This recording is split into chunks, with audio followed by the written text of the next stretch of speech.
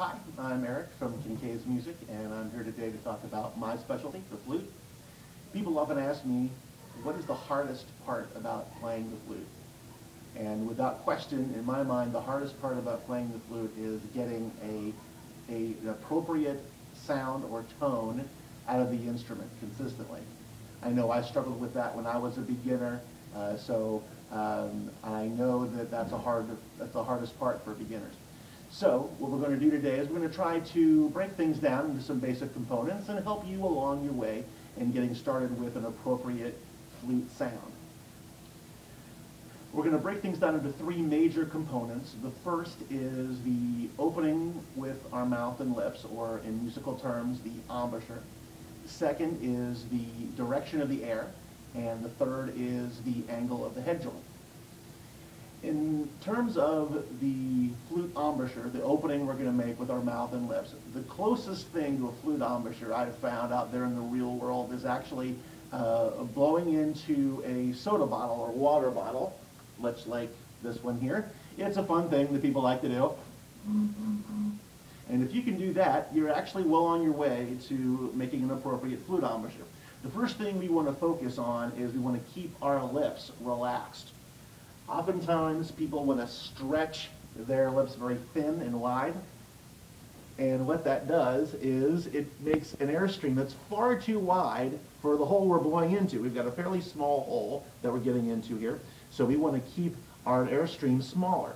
So what we want to do is we want to keep our lips relaxed so we can make a smaller, more oval-shaped hole in the center of our lips.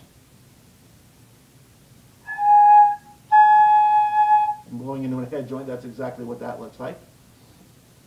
So we want to keep our lips relaxed so we can create that smaller hole, and that gets the maximum amount of air heading toward the instrument. The second thing that we're going to look at is the direction of the air. And once again, our water bottle can help us with that. When we're blowing into this and making that sound, what we're actually doing is we're blowing across the hole. We want to focus on blowing across the hole. When we do that, what's actually going to happen is we're going to split the air across the back edge of that hole. Whether it's the water bottle or it's the flute head joint, we're going to split that air across the back of the hole. And some of it's going to go across and some of it's going to go down in there.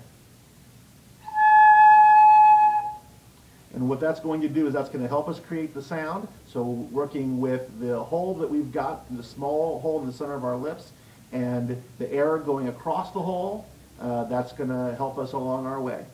The third thing we're going to work on is the angle of the head joint. There's two parts to this. We want to make sure that the head joint is parallel to the ground.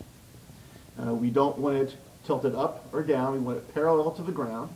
And we don't want it tilted in or out either. We want it what I would call a right angle to our mouth. If you think about the direction that you're sending the air, you want the head joint in a right angle to that. So we're blowing across it and blowing right at it.